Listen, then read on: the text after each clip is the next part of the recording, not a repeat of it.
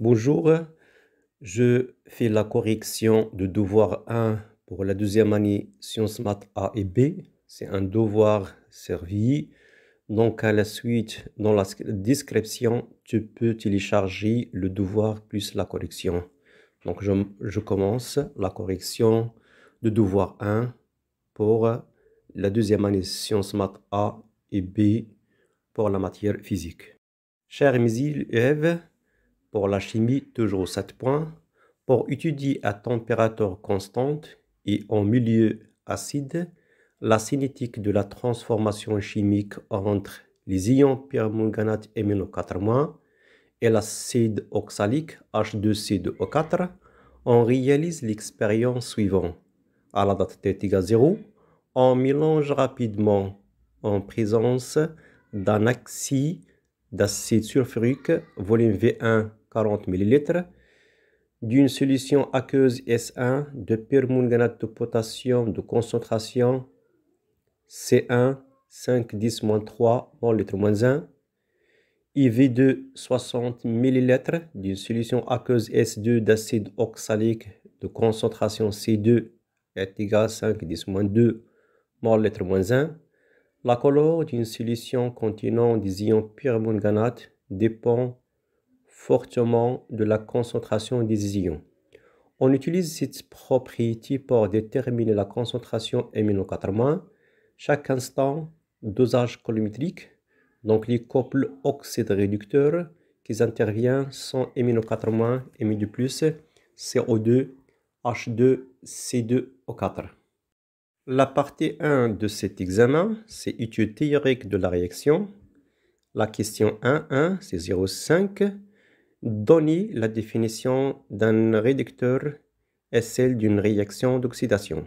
Alors la réponse, un réducteur est un corps simple ou un composé ou un ion qui cède au moins un électron à une autre espèce chimique lors d'une réaction d'oxyde-réduction. La suite de la réponse, une oxydation est une réaction au cours de laquelle un réactif cède ou perd un ou plusieurs électrons. La question 1.2, c'est 0,5. Écrire les deux équations électroniques correspondantes. Pour la première couple, MnO4- et Mi2+, on applique des règles normalement déterminer un électron. On trouve que deux mes équations, c'est MnO4- plus 8H+, plus 5 électrons. Double flèche, ça donne Mi2+, plus 4H12. Donc cette réponse égale 0,25.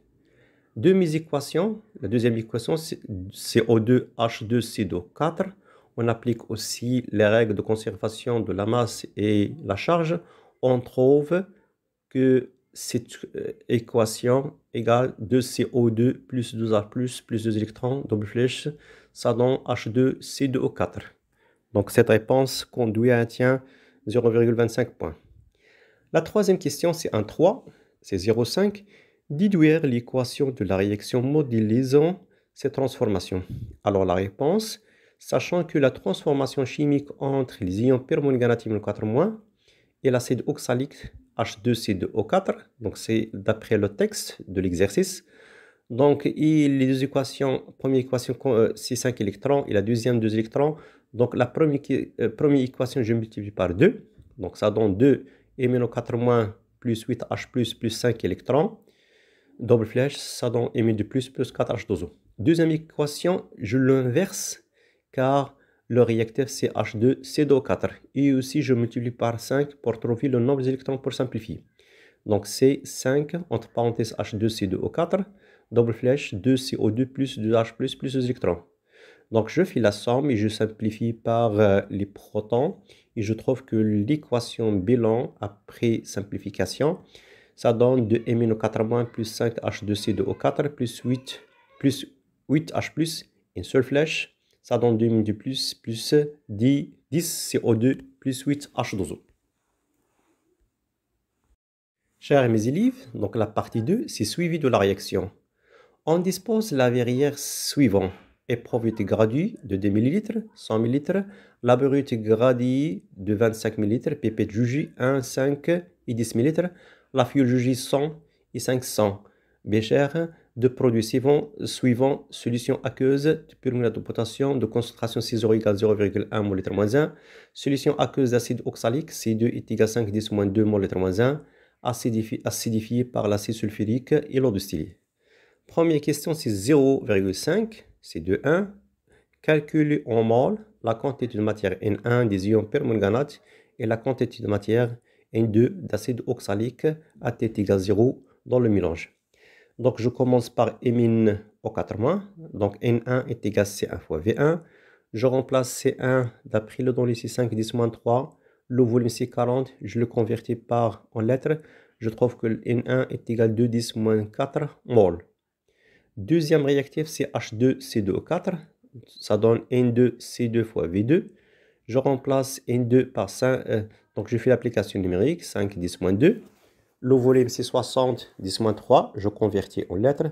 Je trouve que N2 est égal à 3, 10 moins 3 mol litre moins 1.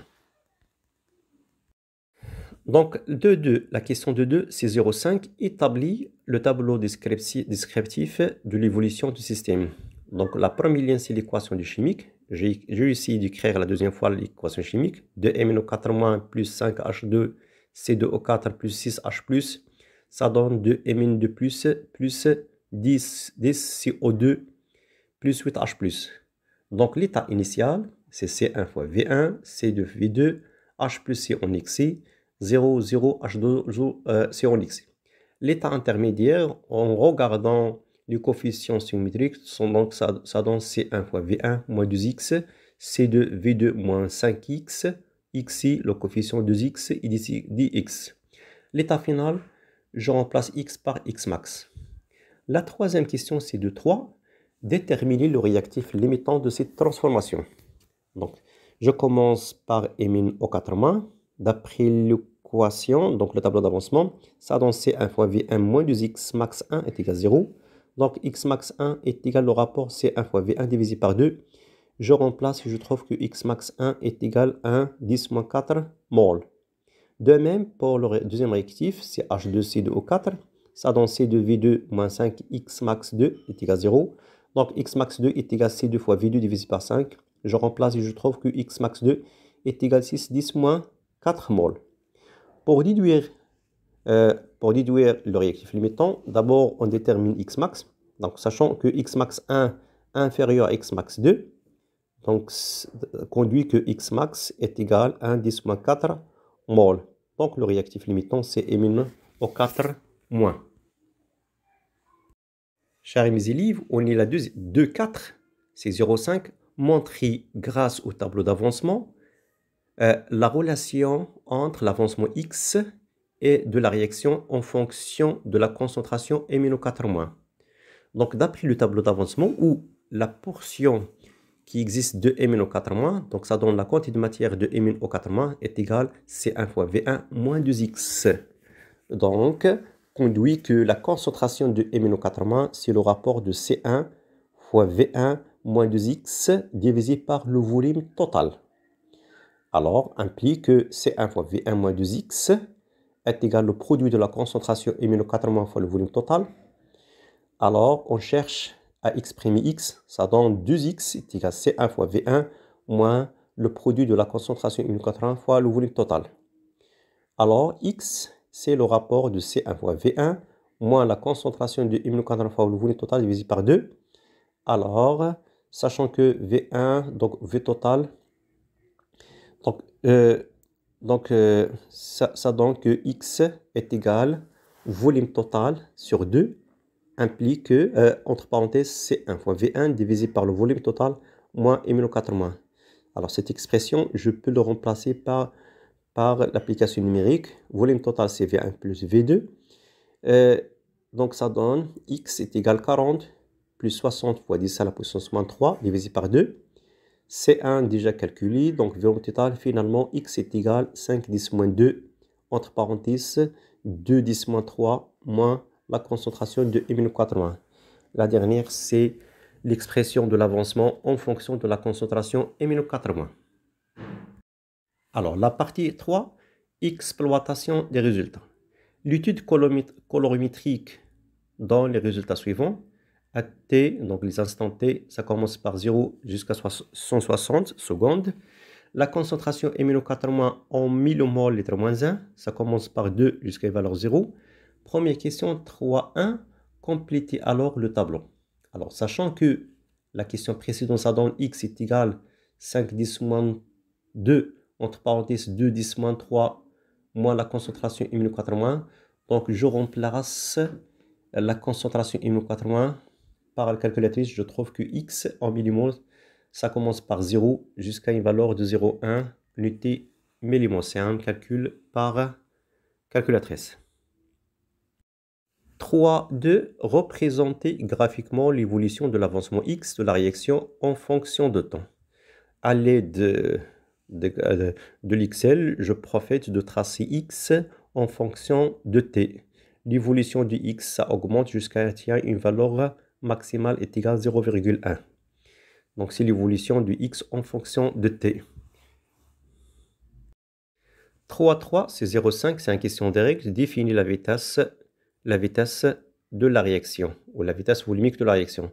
Donc, la vitesse volumique V d'une réaction, calcul instant t, est égale à la dérivée de l'avancement x par rapport au temps, divisé par le volume de la solution V, c'est-à-dire V de t est égal à 1 sur V, dérivée du x par rapport à t. Sachant que V, c'est la vitesse volumique de la réaction, V, c'est le volume total de la solution, d du x par rapport à t, c'est la dérivée du x, la dérivée de l'avancement. La question 3.4 détermine la valeur de cette vitesse à l'instant t est égale 80 secondes. Donc, je profite de la courbe, je trace la tangente à t est égale 80. Donc, je trace la tangente et je détermine les coordonnées de la tangente. Donc, v à t est égal à 80 secondes est égal à 1 sur v1 plus v2, x2 moins x1 divisé par t2 moins t1. D'après les données, donc le volume v1, v2, c'est déjà c'est 40 et 60. Je le convertis en lettres. x2, c'est 0,1. x1, c'est 0,08. Donc, en millimol, je multiplie par 10 moins 3. t2, donc c'est 120. t1, c'est 0. Alors, je fais le calcul. Je trouve que la vitesse à t est égale 80 est égale à 1,66, 10 moins 6 mol, lettre moins 1, seconde moins 1. Donc la question 3.5, c'est 0,5. Quelle est l'évolution de la vitesse de réaction au cours de temps justifiée? Donc d'après la courbe, la vitesse de la réaction diminue globalement quand l'avancement augmente car les réactifs disparaissent, c'est-à-dire le nombre ou la fréquence de choc efficace diminue. La question 3.5, c'est 0,5. Donnez la définition de temps de demi-réaction, puis détermine.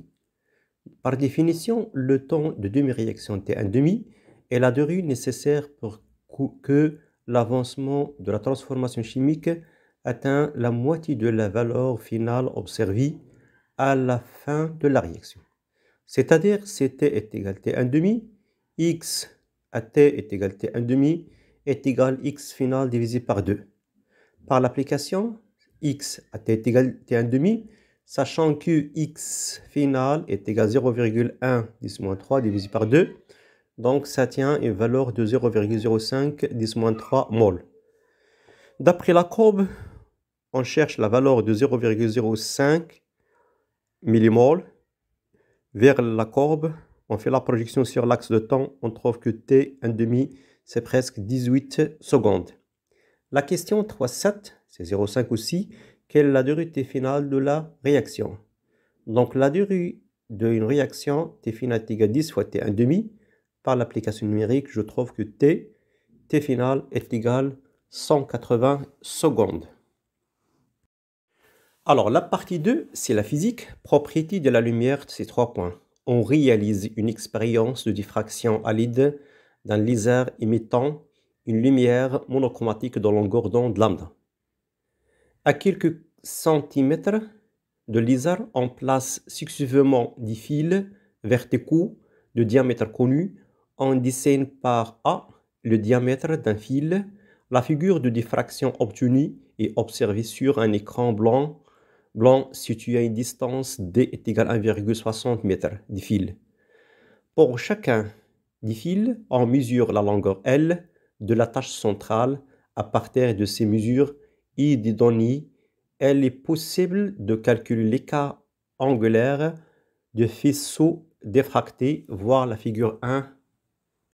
La figure 1 représente des fils de diamètre A, une distance de D, l'écran et la tâche centrale de longueur L. La figure 2 représente θ en fonction de 1 sur A. Chers mes élèves, donc la question 1,1 c'est 0,5. L'angle θ étant petit, donc θ étant exprimé en radian, est une grandeur sans dimension. Parmi les relations ci-dessous entre L et D, permettant de calculer θ, montrer qu'une seule relation est homogène par dimensionnelle, analyse dimensionnelle. Donc l'expression A1 petit a est égal θ est égal 2 divisé par L fois D. L'analyse dimensionnelle de θ est égale à l'analyse dimensionnelle de 2 divisé par le produit d'analyse dimensionnelle de L fois D. Donc 2 100 unités, ça donne L moins 2. C'est non, donc cette relation n'est pas homogène, c'est-à-dire θ sans dimension, on trouve que la dimension de θ est égale L moins 2, c'est-à-dire mètre moins 2. C'est faux. Deuxième, c'est B, θ est égal à 0,5 fois L divisé par D. Donc l'analyse dimensionnelle de θ est égale à l'analyse dimensionnelle de 0,5 fois L divisé par D. Donc 0,5 100 unités, ça donne L divisé par D, ça donne 1. Donc cette relation est homogène. Donc la relation B, c'est très bien. Donc C, θ est égal à 0,5 fois L divisé par D au carré. L'analyse dimensionnelle, ça donne L moins 1, c'est-à-dire mètre moins 1. Donc cette expression aussi, non. Donc une seule relation homogène, C, B est égal à 0,5 L divisé par D. La question 1,2, c'est 0,5. Donnez la relation liant θ, lambda et A. Préciser les unités de système dans le système international d'unités. Dans le cas d'une lumière monochromatique diffractée par une fente de longueur A en mètres, on obtient sur un écran une tâche centrale limitée par des rayons diffractés dont le demi-angle au sommet θ radien dépend de la largeur de la fente et de la longueur d'onde de la lumière lambda. Donc la relation existant entre ces grandeurs est la suivante. θ est égal lambda divisé par A. Sachant que petit a c'est la largeur en mètre, θ c'est demi-angle en radien, lambda c'est la longueur d'onde de la lumière en mètre. La question 1,3 c'est 0,5. On trace la courbe θ est égal F1 sur A. Celui-ci est donné sur la figure 2 ci-dessus, montrer que la courbe obtenue est en accord avec l'expression de θ donnée dans la question 1,2. Donc la courbe obtenue sur la figure 2 est une courbe de l'équation linéaire, c'est-à-dire θ est égal K fois 1 sur A. Avec K c'est le coefficient directeur, donc je peux déterminer donc θ, sachant que θ est égal lambda fois 1 sur A est égal θ est égal K fois 1 sur A. Donc ils sont en accord. La question 1,4 c'est 0,5. Comment, à partir de la courbe précédente, pourrait-on déterminer la longueur d'onde lambda de la lumière monochromatique utilisée? On détermine le coefficient directeur K à partir de la courbe. Donc θ est égal K1 sur A. Ça donne K est égal la variation de delta θ sur la variation de 1 sur A. Ça donne θ2 moins θ1 sur 1 sur A2 moins 1 sur A1. On prend deux points M1 et M2 très loin. La question 1,5 c'est 0,5. En utilisant la figure 2, précisez parmi les valeurs de longueur d'onde proposées ci-dessous quelle est celle de la lumière utilisée.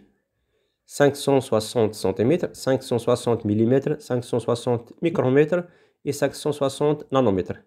Alors on détermine le coefficient de direction K, θ2 moins θ1, 1 sur L A2 moins 1 sur à 1. Donc on cherche les valeurs. Donc ça donne 2,90 moins 2 moins 0 sur 5, normalement 5, c'est à peu près de 5. 5, donc fois 10 moins 10, 4. Donc le coefficient est égal à 5,70 moins 2. Donc lambda, par comparaison, on trouve que lambda est égal à 5,70 moins 7 mètres. Je le convertis mètre en micromètre, je multiplie par 10 à la puissance 9. Donc je trouve que lambda est égal à 560 micromètres. On est à la question 1.6. Pourquoi utilise-t-on une lumière monochromatique? Donc le laser génère une lumière monochromatique qui constitue d'une radiation unique. Cette radiation est caractérisée par sa fréquence ou sa longueur d'onde. Ainsi, la lumière de laser utilisée pour notre expérience est caractérisée par une radiation de longueur d'onde 560 micromètres. La partie 2, donc physique 2, célérité de son, c'est 5 points. Réglage de l'oscilloscope. On branche un haut-parleur HP sur un générateur de basse fréquence, donc GBF, et un microphone sur la voie A d'un oscilloscope, réglé comme le montre la ci-dessus. Donc, le dessin est réduit. Chaque carreau ou division de l'écran mesure 1 cm en réalité. La question 1.1 calcule la fréquence F1 en Hz de l'onde reçue par le microphone. Sachant que F1 est égal à 1 sur T1, donc on cherche à calculer T1. Donc T1, c'est la sensibilité Sx fois grand X. Alors on cherche à lire la sensibilité d'après les boutons. C'est la durée de balayage. On trouve que Sx est égal à 0,1 millisiemens par centimètre. Le nombre de divisions, c'est 4. Donc je fais l'application numérique de T1 est égal à 0,1 fois 4 fois 10 moins 3 est égal à 4 10 moins 2 secondes. Je fais le retour, genre l'expression F1, ça donne 1 sur 4 10 moins 4. Je trouve que F1 est égal à 2,5 10 à la puissance 3 Hz. Donc, c'est-à-dire F1 est égal à 2,5 kHz. La question 1.2, c'est 0,5. Cette onde fait-elle partie des infrasons, son graves, son aigus ou ultrasons? Donc d'après le schéma ci-dessus, donc normalement, on constate que la valeur de la fréquence F1 est égale à 2,5 kHz. Cette valeur appartient à l'intervalle 20 Hz et 20 kHz. C'est-à-dire ce sont des sons audibles. Mais le son audible, ils sont aussi divisés par 3 catégories, grave, médium, aigu. Sachant que la valeur normalement 2,5, c'est 2500 appartient des sons aigus. Donc la réponse, ce sont les sons aigus.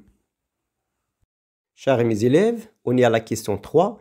Quelle est l'amplitude des oscillations?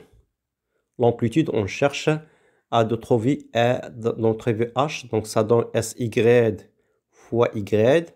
Donc SY d'après l'oscilloscope, c'est la valeur de 500 millivolts par centimètre. Le nombre de divisions, c'est 3. Donc je fais la relation H est égal à 3.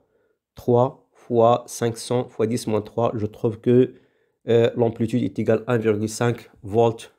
C'est la valeur correspondant à l'amplitude en unité volt. La deuxième question, c'est 2. Mesure de la célérité des ultrasons.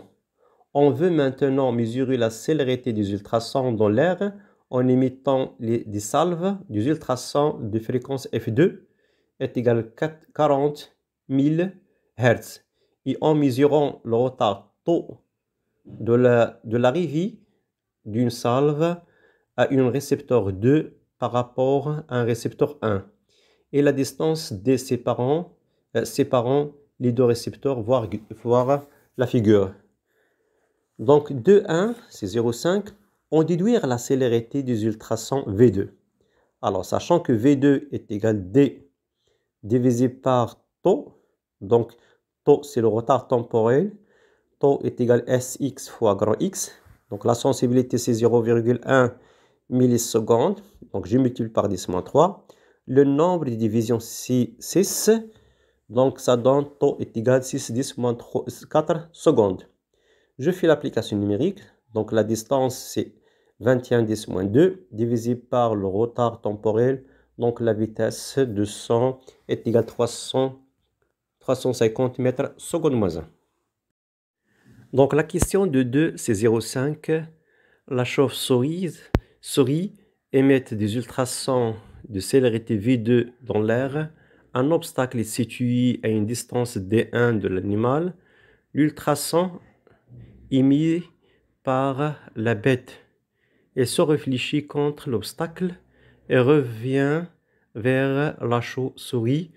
Entre l'émission et la réception des ultrasons par le chauve-souris, il se colle une durée delta t 1,010 moins 2 secondes. La question, c'est de calculer la distance D1. Alors, la réponse, sachant que V2 est égal à 2D1 divisé par delta t, ça s'observe dans cette image. Donc, c'est 2D1. Donc, 2D1 est égal à V2 fois delta t. Finalement, D1, c'est V2 fois delta t divisé par 2. Sachant que la vitesse du son, d'après la question précédente, c'est 350, fois le temps, c'est 1 10 moins 2, divisé par la distance. Donc, finalement, la distance qui sépare entre la chauve-souris et l'obstacle est égale à 1,75 mètres. Chers mes élèves, donc la troisième mesure de la célérité de son, on réalise maintenant le montage page suivant. Un GBF alimenté à un haut-parleur, un microphone est branché en voie B d'un oscilloscope, alors que la voie A est sur le générateur de basse fréquence. On positionne le micro en face de 0 de la règle et on déplace l'ensemble règle micro devant le HP, c'est-à-dire un haut-parleur, jusqu'à ce que les deux courbes soient en phase. On fixe alors la règle et on recueille le micro jusqu'à ce que les courbes soient de nouveau en phase par la première fois. On lit alors la distance D sur les règles. Donc la question c'est 0,5, 3, 1. Les ondes sonores sont-elles transversales ou longitudinales? Donc la réponse elle est simple. Les ondes sonores sont longitudinales car la perturbation se fait dans la même direction que la propagation. La question 3.2, c'est 0,5. Quelle est la dimension de ces ondes? Donc l'onde sonore se propage dans les trois dimensions de l'espace. C'est-à-dire la dimension, c'est égal à 3. La question 3.3, c'est 0,5 point. Comment s'appelle la distance D et quelle est sa définition? Donc la longueur d'onde et la distance, donc s'appelle normalement c'est la longueur d'onde. Et par définition, la longueur d'onde et la distance séparant deux crêtes successives d'une onde périodique, on le note communément par la lettre grecque lambda, et se mesure en mètres. Donc les deux figures représentent le schéma ou la notation de la longueur d'onde. La question 3.4, c'est 0,5 pour une fréquence F3 est égale à 1500 Hz mesurée au fréquomètre. On mesure D est égal à 22 cm. On déduit la célérité V3 de 100. Donc V3 est égal à D fois F3. Donc par l'application numérique, je remplace la distance, c'est 22 fois 10 moins 2. La fréquence, donc finalement la vitesse est égale à 330 mètres par seconde. La question 3.5, c'est 0,5.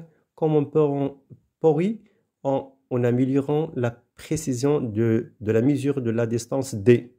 Donc tout simplement, la longueur d'onde est déterminée expérimentalement par la mesure de distance entre deux récepteurs. C'est-à-dire, à la place d'utiliser un seul récepteur, il faut utiliser les deux récepteurs R1 et R2 plus un émetteur. Puis on calcule, puis on visualise sur la voie A le signal de R1 et la voie 2, le signal R2 Comme ça, on peut déterminer plus précisément la vitesse, car on détermine plus précisément la distance qui sépare entre les deux. Chers mes élèves, donc on est à la partie 3, c'est la physique 3, la corde vibrant, c'est 5 points. Une lampe vibrant au mouvement sinusoïdal de fréquence f est égale 10 Hz, fixée à l'extrémité O d'une corde dont longueur L est égale 3 mètres, génère le long de celle-ci une onde progressive périodique. Un dispositif apparaître empêche tout le phénomène de réflexion à l'autre extrémité O' de la corde. À la date originale T0, on suppose que tous les points de la corde ont été atteints par les ondes. La célérité V de l'onde est donnée en fonction de la tension F de la corde et sa masse linéaire, masse par unité de longueur est égale mu est égal 0,10 kg/m-1 par la relation V est égale à la racine de F sur mu. Le diapo suivant représente l'aspect de la corde à la date T1 est égal à 1 seconde. Ça se voit que la distance, c'est 0 jusqu'à 3 mètres, et aussi l'amplitude des ondes. La question 1.1, c'est 0,5. L'onde étudiée est-elle transversale ou longitudinale? Justifiez votre réponse. Donc la réponse, c'est l'onde étudiée est dite transversale, car une onde transversale est une onde qui se propage perpendiculairement au déplacement du milieu, c'est-à-dire qu'on monte et descend. La deuxième question, c'est 0,5. Quelle périodicité de l'onde est mise en évidence sur le document 1? Spatial ou temporel justifié. Donc ça s'observe que l'axe c'est en mètres. Donc on parle d'une spatiale, c'est la spatiale, car représente la distance. Donc la distance, on parle de la spatiale, c'est-à-dire on parle de la longueur d'onde. La question 1.3, mesurer le plus précisément la valeur de la longueur d'onde lambda. D'après la figure, on calcule les lambda, on trouve que la distance 0 jusqu'à 3 mètres correspondant à 10 lambda. Donc c'est-à-dire 10 lambda est égal à 3. Donc lambda est égal à 3 divisé par 10. Par l'application numérique, on trouve que la longueur d'onde est égale à 0,3 mètres. La question 1.4, c'est 0,5. On déduire la célérité V de l'onde dans les conditions de l'expérience. Sachant que V est égal à D sur delta T, donc V est égal à D sur delta T, donc l'application numérique, je remplace la distance, c'est 3 mètres, divisé par T1 d'après l'instant, c'est T1, donc je trouve que la vitesse est égale à 3 mètres seconde moins 1. Chers mes élèves, le document 2 représente les variations de l'élongation Y0 de point source O en fonction de temps. Donc la question de 1, c'est 0,5. Vérifie que la valeur de la fréquence F de vibration de la lampe en déduire de document 2 est bien celle donnée par l'énoncé. Donc une lampe vibrant au mouvement sinusoïdal de fréquence F est égal à 10 Hz. Donc F est égal à 1 sur T1. Donc T1 d'après document 2, ça s'observe que T1 est égal à 0,1 seconde. Ça donne la même valeur de la fréquence de vibrance, c'est-à-dire F est égal à 10 Hz. Le diapo suivant, c'est la question de 2, c'est 0,75.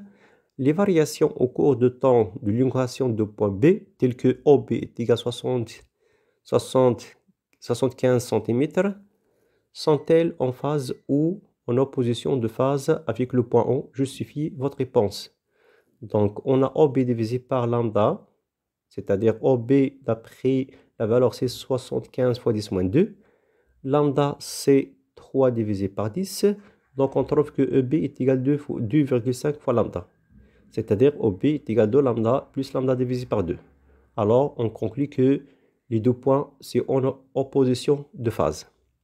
La question de 3 sur le document 2, représentée en vert les variations au cours de temps de l'élongation au point B.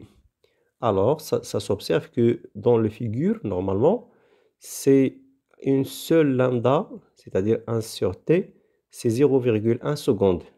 2,5 lambda, ça nous conduit de trouver de 0,25 secondes. Alors, 0,4 secondes, toujours le début de l'onde reste constant, c'est-à-dire en haut.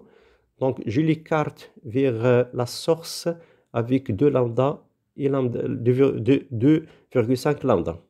Donc, le schéma représente, ça se voit que à la source, ça change. Donc, c'est de bas vers le haut. La question de 4,605 calcule la tension F en newton de la corde dans les conditions de l'expérience. Alors, sachant que V est égal à la racine de F sur mu, les données, c'est la vitesse 3 mètres secondes moins 1. La masse linéaire, c'est mu, est égal à 0,10 kg mètre moins 1. Donc, je remplace, on cherche normalement à déterminer F. Donc, V carré est égal à F sur mu. Donc, conduit que F est égal à V carré fois mu. Par l'application numérique, je remplace V. Je remplace mu, c'est un système international. Je trouve que F est égal à 0,9 newton. Chers mes élèves, donc la dernière question, c'est de 5. Détermine l'expression y de t est égal à ym cosinus de 2pi sur t fois t plus phi. Donc, ym, d'après la courbe, c'est 2 cm fois, donc divisé par 2, c'est-à-dire 2, 10 moins 2 divisé par 2, est égal à 0,01 mètre. Et aussi t est égal à 0,1 seconde, ça se voit dans la courbe. Donc, on cherche maintenant à déterminer phi l'angle de visage. Donc, y de t est égal à 0, c'est-à-dire ym est égal à cosinus 2pi divisé par t fois 0 plus phi. C'est la condition initiale, d'après la courbe. Donc, ça donne 0 est égal à cosinus phi. Donc, la solution de cette équation, ça donne phi est égal à plus ou moins p sur 2. Alors, le coefficient de déduction à l'instant t égale 0, c'est négatif. Ça se voit dans la courbe, c'est diminution. Donc, dy de t par rapport à t à t égale 0, c'est négatif. Donc, je remplace. Donc, donc déjà négatif. La condition de trouver négatif la dérivée, c'est cosinus, c'est moins sinus. Donc, phi, normalement, c'est p sur 2. Finalement, y de t est égal à 0,01 cos 2pi sur t plus pi sur 2. C'est la solution, c'est la dernière chose dans cet examen. Merci pour votre attention. Tu trouves au-dessus, c'est-à-dire à la description, tu trouves le lien pour télécharger le devoir et la correction aussi. Merci pour votre attention et merci pour de distribuer cette information pour les autres et de partager cette information pour votre camarade. À la suite.